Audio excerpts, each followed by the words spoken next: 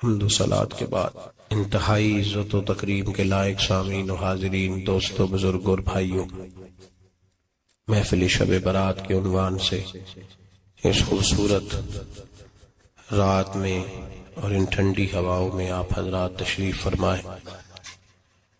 نبی پاک صلی اللہ علیہ وسلم نے ارشاد فرمایا، جب شعبان کی 15ویں رات آئے تو رات کو بیدار رہا کرو اور صبح کو روزہ رکھا کرو۔ تو جب حضور نے کہہ دیا بیدار رہو تو پھر کسی کو سونا نہیں چاہیے، بیدار رہنا چاہیے۔ اور بیداری کا مطلب یہ نہیں کہ وہ آدمی بس جاگتا رہے، اس کا مطلب یہ ہے کہ وہ اللہ اللہ کرے، درود پاک پڑھے، عبادت کرے، تلاوت کرے، ذکر فکر میں رہے۔ کچھ باتیں اس مقصد کے لیے کہ اس رات اللہ پاک نے اپنی رحمت کے دروازے کھولے ہیں، تو کچھ ایسی بات کی جائے جس سے دل نرم ہو جائے۔ دوستو، قرآن مجید کی 2 آیات میں نے پڑھی ہیں۔ اللہ کریم نے فرمایا، یا ایھا الذین آمنوا اتقوا اللہ حق تقاتہ، اے ایمان والو اللہ سے ڈرو اور اتنا ڈرو جتنا ڈرنے کا حق ہے۔ ڈرو اللہ پاک سے، اور جس طرح تم کسی سے ڈرتے ہو، ڈرنے کا حق ہوتا ہے، وہ حق ادا کرنے کی کوشش کرو۔ ہم میں سے بہت سارے لوگ ڈرتے ہیں کچھ لوگوں سے، اور جب وہ ڈر رہے ہوتے ہیں تو انہیں احساس ہوتا ہے۔ اللہ پاک نے ہمارا وہ احساس خود بیان کر دیا ہے۔ فرمایا، جب تم کسی سے ڈرتے ہو تو تمہیں اس کا احساس ہوتا ہے کہ تم کتنا ڈرتے ہو، تو پھر تم کوشش کرتے ہو کہ تم وہ کام نہ کرو جس سے وہ بگڑ جائے گا، ناراض ہو جائے گا۔ جو لوگ قانون سے ڈرتے ہیں وہ اشارہ نہیں توڑتے، کچھ بھی ہو جائے اشارہ نہیں توڑتے۔ انہیں پتہ ہے کہ یہاں اشارہ توڑیں گے تو الجھ جائیں گے، اور جہاں انہیں فکر نہ ہو کہ کوئی پوچھنے والا نہیں، وہاں ہم نے دیکھا ہے کہ لوگ اشارہ توڑ دیتے ہیں۔ اللہ تبارک و تعالیٰ نے موقع دیا، میں حرمین شریفین حاضر ہوا تو وہاں ایک روڈ دائری روڈ کہلاتا ہے۔ اس روڈ سے پیدل چلنے والے نہیں گزر سکتے۔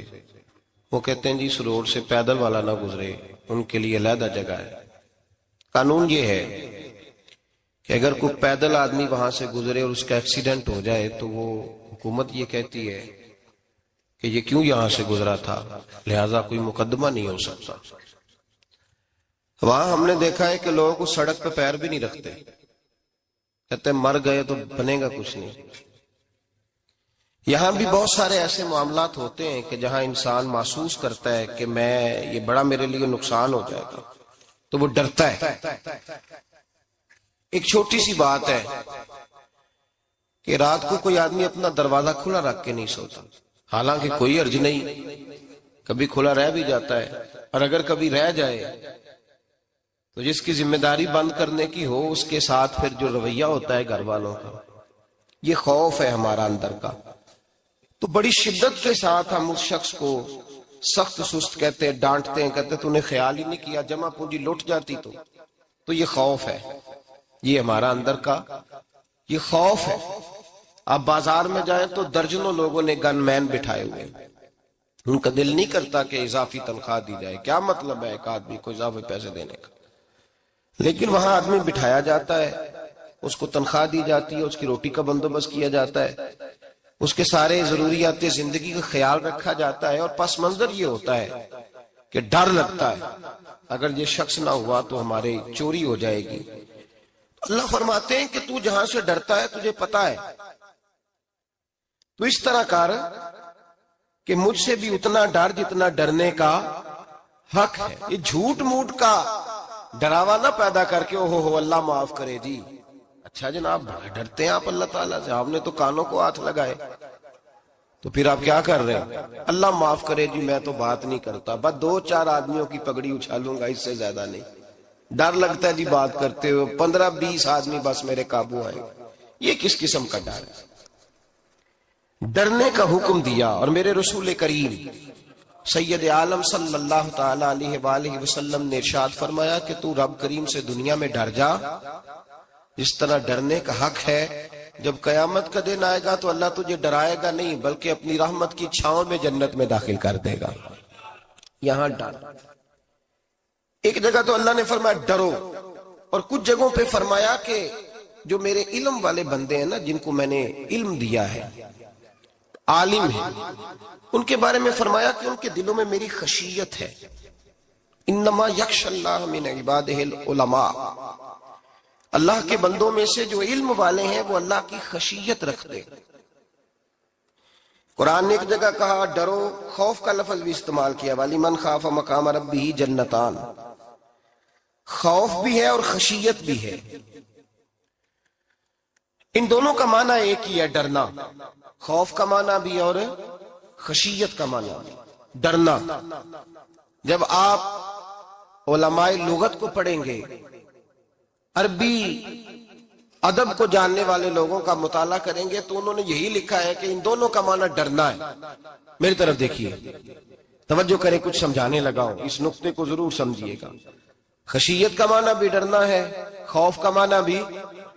لیکن جب صوفیاء کے پاس جائیں نا، صوفیاء جو قرآن و سنت کی روح کی تفسیر کرنے والے ہیں، تو وہ کہتے ہیں نہیں، خشیت اور خوف میں فرق ہے. خوف اور ہوتا ہے، خشیت صوفیاء اس کی تفسیر اور کرتے ہیں. وہ کہتے ہیں خوف بھی ہوتا ہے اور خشیت بھی ہوتی ہے، الگ الگ چیزیں ہیں، ایک نہیں.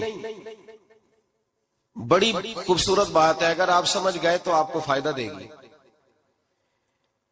صوفیاء یہ کہتے ہیں کہ بھائی خوف ہوتا ہے اپنے گناہوں کا، کہ میں نے یہ گناہ کیے ہیں، اگر اللہ نے مجھ سے پوچھا تو مجھے بڑا خوف آتا ہے، مار پڑے گی، یہ خوف ہے. پھر سمجھ لیں، ایک آدمی نے حرام کا مال اکٹھا کیا ہے زندگی میں، معاذ اللہ اس نے بڑے پاپ کیے، گناہ کیے، شراب پی، بدکاری کی، معاذ اللہ تعالیٰ ثم معاذ اللہ. اب اسے ڈر لگ رہا ہے کہ اللہ تبارک و تعالیٰ نے پوچھا تو میں کیا جواب دوں گا. یہ خوف ہے. اور خشیت یہ ہے کہ ایک آدمی سارا دن نماز پڑھتا ہے، روزہ رکھتا ہے، عبادت کرتا ہے، اللہ کو یاد کرتا ہے، پھر بھی ڈرتا ہے. یہ خشیت ہے. یہ خشیت ہے. جو گناہوں سے ڈرے وہ خوف ہے، اور جو رب کی ناراضگی سے ڈرے وہ خشیت ہے. جو کہے یار میرا رب کہیں ناراض نہ ہو جائے، میرا رب کہیں مجھ سے. بڑی خوبصورت مثال دی. میں نے اپنے صاحب سے پوچھا کہ حضور یہ مسئلہ کیا ہے، تو فرمانے لگے ایک بادشاہ نے ایک غریب کی بیٹی اسے پسند آ گئی تھی، تو اس نے عزت کے ساتھ اس سے شادی کر لی، رشتہ بھیج کے وقار کے ساتھ. بیٹی کا باپ اپنی بیٹی کے مقدر پر رشک کرنے لگا کہ میری بیٹی کو بادشاہ نے پسند کیا ہے، بادشاہ کے شہزادے نے رشتہ بھیج دیا ہے. شہزادہ بیاہ کے لے گیا بیٹی کو. 20 کنیزائیں، نوکرانیاں اس عورت کی خدمت کرنے پہ لگی ہوئی ہیں، توجہ ہے، اس کا ہر حکم ماننے کو تیار ہے. لیکن وہ بی بی سویرے بھی رو پڑتی ہے اور شام کو بھی رو پڑتی ہے، روتی رہتی ہے. اس سے کسی نے پوچھ لیا کہ بی بی تو روتی کیوں ہے؟ 20 کنیزائیں ہیں، گھر میں سکون ہے، ہر شے ہے، تو روتی کیوں ہے؟ تو وہ کہنے لگی اصل بات یہ ہے کہ جو کچھ مجھے ملا ہے میں اس کے قابل نہیں تھی، تو میں ڈرتی ہوں میرا سائیں کہیں ناراض نہ ہو جائے، وہ ناراض نہ ہو جائے. میں قابل نہیں تھی، میری اوقات نہیں تھی. یہ من آنم کے من دانم، میں جو ہوں اس کا مجھے پتا تو ہے. اس نے میری حیثیت سے، میری اوقات سے، میرے ظرف سے، میری محنت سے بڑا بڑھ کے مجھے عطا کر دیا. میری چونکہ اوقات سے زیادہ دے دیا تو میں ڈرتی ہوں وہ ناراض نہ ہو جائے، کہیں میری یہ کھیل، یہ جو میں نے گھونسلہ بنایا ہے، یہ کہیں میرا ٹوٹ نہ جائے. میرے بھائی، میرے رسول کریم سید عالم صلی اللہ علیہ وسلم کے امت کے اولیاء، صلحاء، صوفیاء، اتقیاء، صحابہ، اہل بیت، یہ لوگ جب روتے تھے تو یہ کوئی اس لیے نہیں روتے تھے کہ یہ آج دوپہر کو چینی میں ملاوٹ کر کے آئے ہیں تو اس لیے رو رہے ہیں رات کو. اس لیے نہیں روتے تھے کہ آج انہوں نے جو شکر بیچی ہے اس شکر کے اندر بورا ملایا ہوا تھا. اس لیے نہیں رو رہے کہ آج 10 15 20 لاکھ رشوت کا مال بینک میں جمع کر، اس لیے تھوڑی روتے تھے. یہ تو اس لیے روتے تھے کہ اللہ تو نے بڑا کچھ عطا کیا ہے، کہیں ہم سے ناراض نہ ہو جانا. یہ تو اس کی خشیت میں رو رہے تھے. حضرت داؤد طائی رحمت اللہ تعالی علیہ، حضرت امام جعفر صادق جو نبی پاک صلی اللہ علیہ وسلم کے نواسے، جناب داؤد طائی کی ملاقات ہوئی تو امام جعفر صادق حضور کے نواسے عرض کرنے لگے، داؤد طائی یار میری بخشش کی دعا کرنا، رب مجھے معاف کر دے. تو حضرت داؤد طائی رحمت اللہ علیہ فرمان لگے، امام صاحب آپ حضور کے نواسے ہیں، میں نے دعا کرنی ہے کہ آپ نے میرے لیے کرنی ہے؟ تو حضرت امام جعفر صادق رو پڑے، کہنے لگے یار تو نہیں کرنی ہے، اور اسی لیے تو تجھ سے دعا کرا رہا ہوں کہ کہیں ایسا نہ ہو نانا مصطفیٰ کی بارگاہ میں جاؤں تو وہ مجھے کہیں کہ میں کس طرح کا تھا تو کس طرح کا بن کے آیا ہے. یہی تو دعا کرانی ہے کہ میرے لیے دعا کر. جو جتنا بڑا ہوتا تھا نا اتنی زیادہ خشیت ہوتی. اور گناہگار کے تو اللہ تبارک و تعالیٰ بعضوں کا سزا دیتا ہے، آنسو سلب ہو جاتے. اس کو تو اپنے گناہوں پہ رونا ہی نہیں آتا. وہ تو روتا ہے بچہ نہ ہو تب روتا ہے، وہ تو روتا ہے پیسے نہ ہو تب روتا ہے، وہ تو اس وقت روتا ہے جب اس کا مال چلا جائے. اس کو تو بعضوں کا گناہگار کو تو بعضوں کا سزا ملتی. اللہ فرماتے تو دنیا کے لیے روئے گا، میرے لیے نہیں رو سکتا. اور جو رب کریم کے بندے ہوتے ہیں انہیں اللہ کہتا ہے تو دنیا سے بے نیاز ہے، تیری آنکھ سے آنسو جب بھی ٹپکے یا میرے لیے ٹپکنا چاہیے یا محمد مصطفیٰ کے لیے ٹپکنا چاہیے. آپ اگر اس بات کو تھوڑا سا غور کے ساتھ سمجھے تو تمام اولیاء صلحات کیا یہ رو رہے ہیں، تڑپ رہے ہیں. کیا اس کی وجہ تھی؟ نمازیں کم رہ گئی تھی، روزوں میں کمی تھی، فرائض ادا نہیں کرتے تھے کہ رویا کرتے تھے؟ کیوں روتے تھے؟ حضرت سیدنا عمر فاروق رضی اللہ تعالیٰ عنہ کے بارے میں صحابہ کہتے ہیں جناب عمر فاروق جب نماز پڑھاتے اتنا رویا کرتے تھے کہ 7ویں صف تک ان کے رونے کی آواز جایا کرتی. 7ویں صف تک ان کے رونے کی آواز جاتی. ہم لوگ بن کے بیٹھ گئے ہیں، ہم لوگ بن کے بیٹھ گئے. ہم یہ سمجھتے نہیں کہ ہماری حیثیت کیا تھی اور رب کریم نے ہمیں نوازا کیا ہے. آپ پڑھیے کتابیں، میرے رسول پاک صلی اللہ علیہ وسلم فرماتے ہیں میرا عمر جس گلی سے گزرے شیطان رستہ بدل جاتا ہے. نبی پاک فرماتے ہیں میرا عمر جب تک دنیا میں رہے گا دوزخ کو تالا لگا رہے گا. اس صاحب عزد الغابہ نے لکھا ہے نبی پاک صلی اللہ علیہ وسلم نے حضرت جبریل امین کو بلایا، فرمایا چل میرے عمر کی شان بیان کر.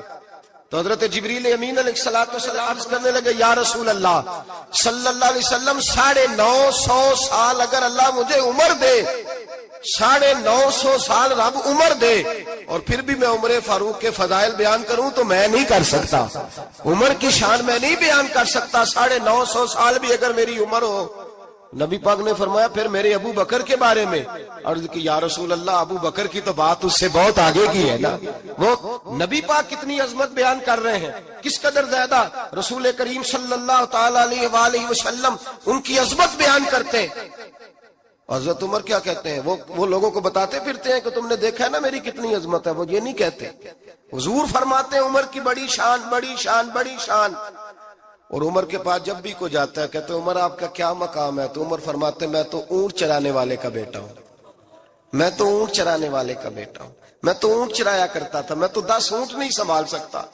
حضرت فاروق اعظم رضی اللہ تعالیٰ عنہ سے کو پوچھتے جناب عمر آپ کا کیا حال ہے؟ تو آپ فرماتے یہ تو میرے مقدر ہے کہ میری بہن نے قرآن سنایا تو میں در رسول تک پہنچ گیا، ورنہ مجھے پوچھنے والا کوئی نہ ہوتا. کبھی جناب علی المرتضیٰ کا بازو پکڑ کے کہتے ہیں علی تو نہ ہوتا تو عمر ہلاک ہو جاتا. بھائی حضور شانے بیان کرتے ہیں. نبی پاک کہتے ہیں میرے ابو بکر نے احسانات کیے، بڑے احسانات کیے، میں نے سب کا بدلہ چکا دیا. ابو بکر کا نہیں چکایا. اللہ کی بارگاہ میں عرض کروں گا یا اللہ تو ہی اسے بدلے دے. اور جناب ابو بکر صدیق سے کوئی پوچھتا ہے ابو بکر آپ کا کیا حال ہے؟ تو ابو بکر صدیق فرماتے ہیں مجھ سے میرے اندر کا عالم نہ پوچھو. اگر قیامت کے دن اعلان ہوا نا کہ سارے لوگ بخشے گئے ایک باقی بچا ہے تو مجھے ڈر لگتا ہے اکیلا ابو بکر ہی بچ جائے گا جو نہیں بخشا جائے گا. مجھے ڈر آتا ہے. او بھائی بن کے بیٹھ گئے لوگ، لوگوں کو پوچھ کر کے دیکھیں، کہتے ہیں کیا پاپ کیا ہے، کیا ہو گیا ہے؟ خشیت سے کانپتی ہوئی روحیں، تڑپتے ہوئے میرے رسول پاک کے غلام، اولیاء اللہ صوفیاء کرام کے رونگٹے کھڑے ہیں رب کریم کے خوف سے. جو جتنا مالک کو جانتا ہے اتنا کانپ رہا ہے، اتنا ڈر رہا ہے. جس کی آنکھوں سے آنسو خشک ہے مطلب یہ ہے یہ رب کو جانتا ہی نہیں، اسے کیا خبر اس کا جلال کتنا ہے، اسے کیا خبر اس کا عذاب کتنا ہے، تو کیا جانے۔ ان بطش ربک لشدید، جب وہ پکڑتا ہے تو بڑا سخت پکڑتا ہے۔ حضرت عثمان غنی کو 3 دفعہ میرے نبی پاک نے فرمایا جنتی ہے، جنتی ہے، العثمان فی الجنہ، العثمان فی الجنہ، العثمان فی الجنہ، 3 دفعہ حضور نے جنت کی بشارت دی۔ میرے مصطفیٰ کریم نے فرمایا میرا عثمان گلی سے گزرے تو فرشتے بھی اس کی حیا کرتے ہیں۔ جناب عثمان غنی جن کو میرے نبی نے 2 بیٹیاں دے کے کہا عثمان میری 100 بیٹی بھی ہوتی، ایک کے بعد دوسری انتقال کرتی جاتی تو میں ساری تیرے نکاح میں دے دیتا، وہی حضرت عثمان غنی قبر پہ کھڑے ہیں حضور کے وصال کے بعد، ایک قبر پہ کھڑے، آنکھوں سے آنسو جاری ہے، داڑھی ساری آنسوؤں سے بھر گئی ہے، روتے ہی جاتے ہیں، روتے ہی جاتے ہیں۔ غلام کہتا عثمان یار رونا ہمیں چاہیے، رونا ہمیں چاہیے، جن کو کوئی بشارت نہیں اور آپ کو تو 3 بشارتیں، روتے کیوں ہو؟ جناب عثمان غنی فرمانے لگے جس مصطفیٰ نے مجھے جنت کی بشارت دی اسی رسول نے فرمایا تھا قبر آخرت کی منزلوں میں سے پہلی منزل ہے، آخرت کی منزلوں میں سے پہلی منزل۔ سوچتا ہوں اگر رب کریم نے عثمان سے حساب پوچھ لیا حساب کیسے دینا ہے میرے مصطفیٰ کریم نے؟ یہ تو بات ہے نا جناب عمر کی، یہ تو بات ہے حضرت عمر کی، حضرت ابو بکر کی، جناب عثمان غنی کی۔ اور جس شیر خدا کے بارے میں نبی پاک نے فرمایا علی منی وانا من علی، فرمایا علی اور میں 2 نہیں، میں علی ہوں اور علی میں ہے۔ جن کو فرمایا من کنت مولا ہوں وہذا علی مولا، جس کا میں مولا اس کا علی بھی، اس کا علی بھی، جس مولا علی شیر خدا کو یہ درجہ دیا۔ ولی المرتضی اٹھے ہیں، نماز کا وضو کیا ہے، مصلی کی جانب جانے لگے تو جناب علی کا وجود تھر تھر کانپنے لگا، تھر تھر، چھم چھم آنسو برسنے لگے۔ حضرت سیدنا امام حسن آگے بڑھے، ابا جی کیا ہوا؟ فرمایا حسن ڈر رہا ہوں، مالک کی بارگاہ میں جا رہا ہوں، کہیں رب علی کو دھتکار ہی نہ دے، کہیں مالک علی سے حساب ہی نہ پوچھ لے، کہیں اللہ تبارک و تعالیٰ ناراضگی کی نظر سے نہ دیکھے۔ او بھائی ہم لوگ اتنے دلیر، اتنے تگڑے، اتنے سیاہ، اتنے عقل مند، اتنے گناہوں کے پیچھے پہاڑ ہیں، لیکن مجال ہے کوئی ایک قطرہ وہ آنسو جو ہم نے سنبھال کے رکھے ہیں دنیا داری پہ بہانے کے لیے۔ کبھی اپنا حساب کر، کبھی سوچ۔ روز شکوہ کرتا ہے، کہتا ہے میرے پاس پیسے نہیں، گاڑی نہیں، کار نہیں، کوٹھی نہیں، سرمایہ نہیں۔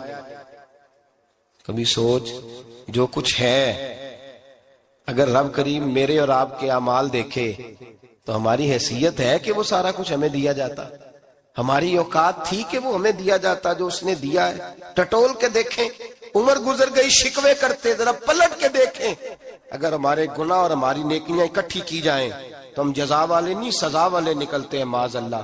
محمود غزنوی بڑا پیار کرتے تھے ایاز کے ساتھ، بڑا پیار کرتے تھے، نوازا کرتے تھے، روز کوئی نہ کوئی تحفہ ملتا تھا ایاز کو۔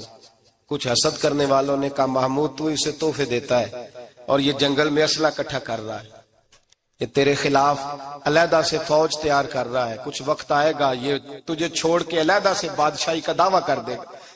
محمود غزنوی کہنے لگے یہ کس طرح کی بات؟ کہا تمہیں پتہ ہے کہ ایاز عصر سے لے کر عشاء تک کہاں رہتا ہے؟ محمود کہنے لگے یار واقعی میں نے کبھی پوچھا تو نہیں، شک کا بیج بو دیا، شک کا بیج بو دیا۔ محمود غزنوی کہنے لگے اچھا آج میں پیچھا کروں گا، تفتیش کروں گا، تحقیق کروں گا کہاں جاتا ہے، تحقیق کروں گا۔ محمود غزنوی نکلے پیچھا کرنے۔ عصر کے بعد ایاز نے جنگل کا رخ کیا، محمود بھی پیچھے پیچھے ہو لیے۔ کہتے ہیں جنگل کے بیچ جا کے ایک جھونپڑی آئی، اس جھونپڑی کے اندر ایاز گئے، دروازہ کھولا اندر چلے گئے۔ مجھے بڑا غصہ تھا کہ ہر بات مجھے بتاتا ہے، یہ کیوں نہیں بتائی؟ جب ایاز اندر گئے تو میں نے زور زور سے دروازہ کھٹکھٹایا غصے کے ساتھ۔ ایاز نے دروازہ کھولا، باہر آئے، میں نے کہا پیچھے ہٹ۔ ایاز پیچھے ہٹے تو میں اندر چلا گیا۔ محمود کہتے ہیں جب میں اندر گیا تو میں نے اس جھونپڑی میں ایک پرانا کرتا لٹکا ہوا دیکھا، ایک ٹوٹے ہوئے جوتے پڑے ہوئے دیکھے، ایک چھوٹا سا ڈنڈا دیکھا، ایک مٹکا، ایک پیالہ دیکھا۔ میں نے ساری تلاشی لی تو چند ٹوٹی پھوٹی پرانی چیزیں، میں نے کہا یار یہ کیا ہے؟ تو کہتے ہیں یاز، کہنے لگا بادشاہ ٹٹول کے دیکھ لے، یہی کچھ ہے جو تو نے دیکھا ہو۔ میں نے کہا یہ ہے کیا؟ کہتے ہیں یاز پیروں میں بیٹھ گیا، تڑپ کے رونے لگا، کہنے لگا بادشاہ یہ میری اوقات ہے، یہ میری اوقات ہے، یہ میری اوقات ہے، یہ میری اوقات ہے۔ کہا کیا مطلب؟ کہنے لگا جس دن تیرے پاس آیا تھا نا تو یہ میری کائنات تھی کل، آج تیری مہربانیوں نے مجھے یہاں تک پہنچا دیا ہے۔ میں جو تیرا غدار نہیں نہ ہوتا، میں جو تیری نافرمانی نہیں کرتا، اس لیے نہیں کرتا کہ میں ہر شام آ کے اپنی اوقات یاد کرتا ہوں، اور پھر مجھے روز رات کو میرا نفس کہتا ہے اس کا وفادار رہنا، اس کا وفادار رہنا۔ تو اس حال میں تھا جب آیا تھا، اگر یہ بگڑ گیا تو پھر تجھے اپنی اوقات کا پتہ ہے نا۔ محمود غزنوی نے سینے سے لگایا، کہنے لگے آج تک تو بچا بھی اس لیے ہے کہ تو اپنی اوقات نہیں بھولا۔ ملا رومی کہتا ہے اپنی اوقات یاد رکھ، تو کیا تھا؟ تجھے ایک رات سونے نہ دے تو اپنی ٹانگوں پہ کھڑا نہیں ہو سکتا، تیری وہ آنکھ لے جائے تو کچھ نہیں کر سکتا، وہ تجھے معذور کر دے تو کچھ نہیں کر سکتا۔ 30 سال کے اونچے 7 فٹ قد کے جوان اس نے فالج زدہ کر کے ہسپتالوں میں ڈال دیے، وہ کچھ نہ کر سکے۔ بڑے بڑے پہلوان جو کہتے تھے کہ ہم اٹھے تو دنیا اٹھتی ہے، اس نے پھینک دیے من و مٹی کے نیچے، کچھ نہ کر سکے۔ اپنی حیثیت نہ بھول۔ میرے رسول کریم سید عالم صلی اللہ علیہ وسلم نے فرمایا 2 باتوں میں لوگ دھوکے میں ہیں، دھوکے میں ہیں، دھوکے میں ہیں، دھوکے میں۔ یا رسول اللہ کون سی؟ فرمایا جو صحت مند ہے وہ دھوکے میں ہے، وہ سمجھتا ہے میں کبھی بیمار ہی نہیں ہوں گا، مجھے روز اسی طرح نیند آئے گی جس طرح اب آتی ہے، میں روز اسی طرح اٹھوں گا جیسے اب اٹھتا ہوں، میں اتنا ہی لمبا چوڑا رہوں گا جس طرح آج ہوں، میرا حسن اسی طرح قائم رہے گا جیسے آج ہے۔ تو دھوکے میں ہے، دھوکے میں۔ بڑے بڑے آئے اور بڑے بڑے مٹی کا ڈھیر ہو گئے، فنا ہو گئے، کل من علیہ فان، فنا ہو گئے، کوئی پوچھنے والا نہ رہا۔ اور میرے رسول پاک نے فرمایا جو فارغ ہیں، جن کو رب نے اپنی عبادت کے لیے فارغ کیا، اپنے دین کی نوکری کے لیے فارغ، وہ بھی دھوکے میں ہیں، وقت ضائع کر رہے ہیں، چوک اور چوراہے میں کھڑے ہیں۔ میرے بھائی جب اپنی حیثیت انسان بھولتا ہے، حیثیت بھولتا ہے، پھر وہ شکوہ کرتا ہے، جب اپنی اوقات بھولتا ہے پھر شکوہ کرتا ہے، جب وہ بھول جاتا ہے کہ میں کیا تھا پھر وہ شکوہ کرتا ہے۔ حضرت سیدنا امام اعمش رحمت اللہ علیہ بازار میں کھڑے تھے تو بادشاہ کا بیٹا گزرا، اکڑ کے گزرا، آپ نے بازو پکڑ کے کھینچا، فرمایا جا کے اپنی ماں سے پوچھ اور اپنے باپ سے پوچھ تیری اوقات کیا ہے۔ اکڑ کے چلتا ہے، جا پوچھ ان سے تیری حیثیت کیا ہے۔ حضرت جناب سیدنا امام اعمش نے ڈانٹا تو واپس آیا، آگے کہنے لگا ابا وہ امام کیا کہتا تھا کہ میری اوقات کیا ہے، کیا اوقات ہے میری؟ تو باپ اور ماں دونوں گھورنے لگے، کہنے لگے بیٹے ہمارے پاس دولت بھی تھی، گھر بھی تھا، مکان بھی تھا، جائیدادیں بھی تھی، بادشاہت بھی تھی، پر ہم دنیا کے دروازوں سے بھیک مانگ مانگ کے تھک گئے تھے۔ عرش کا مالک ایک بیٹا عطا نہیں کرتا تھا، ایک بیٹی نہیں دیتا تھا، تڑپ گئے تھے، روتے تھے، سسکتے تھے۔ پھر وہی امام احمد جنہوں نے آج تجھے گلی میں کھڑا کیا ہے اس کے دروازے پہ جا کے بیٹھ گئے۔ ہم نے کہا رب ناراض ہو گیا، دعا کرو ہم سے راضی ہو جائے، چلو زیادہ نہیں ایک لال ہی ہمیں دے دے۔ کہ امام اعمش دعائیں کیا کرتے تھے تو تب اللہ پاک نے تو ہمیں عطا کیا تھا۔ تیری او بھائی اپنی حیثیت کا تو تعین کر، تو بڑھ بڑھ کے باتیں کرتا ہے، تو بڑا کھل کھل کے بولتا ہے، اپنی حیثیت کا تو تعین کرنا، ذرا اندازہ تو کرنا کہ تو کون تھا، کہاں سے آیا ہے، تیری اوقات کیا ہے۔ یہاں لوگ 1 منٹ میں آگے نکل جاتے، پلٹ کے دیکھ تو صحیح۔ اور میرے بھائی جو بڑے لوگ تھے وہ تڑپا کرتے تھے۔ حضرت فضیل بن عیاض رحمت اللہ علیہ فرماتے ہیں بغداد میں بارش نہیں ہوتی تھی، قحط پڑ گیا، جانور پیاس سے مرنے لگے، جوان بچے بوڑھے نڈھال ہونے لگے۔ فرماتے ہیں میں بھی نکلا، سفیان ثوری بھی نکلے، اور بھی کئی صوفیاء میدان میں نکلے، دعائیں مانگی پر بارش نہیں ہوتی تھی۔ فرماتے ایک جھونپڑی سے ایک سفید بالوں والا اور گندمی رنگ والا ایک بوڑھا غلام نکلا جو کسی کا ملازم تھا، باہر آیا جھونپڑی سے، ہم اسے دیکھ رہے تھے، وہ ہمیں دیکھ نہیں رہا تھا۔ فرماتے ہیں اس کے چہرے پر عبادت کے نشان تھے، دور سے اس کا چہرہ دیکھتے لگتا تھا کوئی رب کریم کا بندہ ہے۔ فرماتے ہم اسے اللہ کا ولی جانتے تھے، اس نے دعا مانگی کہ تو لفظ پتہ کیا ہے دعا کے، ہاتھ اٹھا کے کہنے لگا مولا مجھے پتا ہے یہ جو بارش نہیں نہ ہو رہی ہے میری وجہ سے نہیں ہو رہی، میرے گناہوں کی بڑی لمبی فہرست ہے، بڑی لمبی لائن ہے۔ کہنے لگا اے اللہ میری اکیلے کی وجہ سے سارے بغداد کو سزا تو نہ دے۔ رب کریم جوان بھوکے، بچے بھوکے، مائیں ترس گئیں، بچے ترس گئے، جانور پانی کے قطرے، اللہ گناہ تو میرے اکیلے کے ہیں اور ان سب کو سزا کیوں دیتا ہے؟ نہ میری سزا سب کو تو نہ دے، میری سزا صرف مجھے دے، ان کو نہ دے۔ کہتے ہیں ابھی اس کے ہاتھ اٹھے ہوئے تھے، دعا بول رہا تھا، رب کریم نے فوراً بارش عطا فرما دی۔ فرماتے کھل کے بارش برسی۔ میں نے لوگوں سے پوچھا پتہ کرو کس کا غلام ہے، کہا فلاں آدمی کا۔ حضرت فضیل بن عیاض کہتے ہیں میں شام کو گھر چلا گیا، اس کے آقا سے بات کی، خرید لیا۔ میں جب اس کو خرید کے لایا، گلی میں جا رہے تھے تو مجھے کھڑا کر کے کہنے لگا فضیل میں نکما سا آدمی ہوں، بال بھی سفید ہیں، مجھ سے تو زیادہ کام ہی نہیں ہوتا، کیوں تو نے پیسے خرچ کیے؟ میں اس قابل ہی نہیں تھا، کیوں خریدا؟ تو حضرت فضیل ابن عیاض کہتے ہیں میں نے اس کو کہا کل جو تو نے دعا مانگی تھی تو نہیں دیکھ رہا تھا، ہم دیکھ رہے تھے، تو مقبول ہے رب کریم کی بارگاہ کا، تجھے اس لیے خرید کے لایا ہوں، تو مقبول ہے۔ کہتے ہیں یہ لفظ سنے تو ٹھہر گئے، وہ کہنے لگے اچھا آقا مجھے 5 منٹ کا وقت ملے گا؟ میں نے کہا ہاں ہاں ضرور ملے گا۔ کہتے ہیں انہوں نے وہی نماز کی نیت باندھ لی، 2 رکعتیں پڑھی اور 2 رکعتیں پڑھ کے ہاتھ اٹھائے، کہنے لگے مولا تیرا اور میرا راز تھا، تو نے راز کیوں کھولا؟ اللہ مسترنا بستری کل جمیل، یا اللہ تیرے پاس پیارے پیارے پردے ہیں، ایک پردہ مجھے عطا کر دے، مجھے اپنا رکھ، مجھے لوگوں کے سامنے میرے پردے نہ کھول۔ آپ فرماتے ہیں یہ کہہ کہ وہ زمین پہ بیٹھے کلمہ شہادت پڑھا، ان کی روح پرواز کر گئی۔ میرے بھائی جو زیادہ پرہیزگار تھے، تو بڑے رب کریم کے بندے تھے، ان کے تو آنسو خشک ہی نہیں ہوتے، وہ تو تڑپا کرتے، صبح شامیں ان کی روح کی گزرتے تھے اور رب کریم کی ناراضگی سے ڈرتے تھے۔ وہ کہتے تھے مالک کہیں ناراض نہ ہو جائے، کہیں بگڑ نہ جائے۔ میرے رسول کریم صلی اللہ علیہ وسلم کے صحابی کہتے ہیں ایک جنگ سے خوشخبری آئی، تو جو خوشخبری لانے والے تھے وہ حضرت عمر فاروق رضی اللہ تعالیٰ عنہ کے پاس پہنچے خوشخبری دینے۔ حضرت عمر رضی اللہ تعالیٰ عنہ کھڑے تھے، صحابی نے آ کے کہا عمر مبارک ہو۔ جناب عمر کچھ لوگوں سے گفتگو کر رہے تھے، بات چیت جاری تھی، کہا مبارک ہو فتح ہو گئی۔ حضرت عمر کہنے لگے ٹھہر تو جا، اس سے تو بات کر لینے دے جس سے کر رہا ہوں، جب کہنا ٹھہر تو جا۔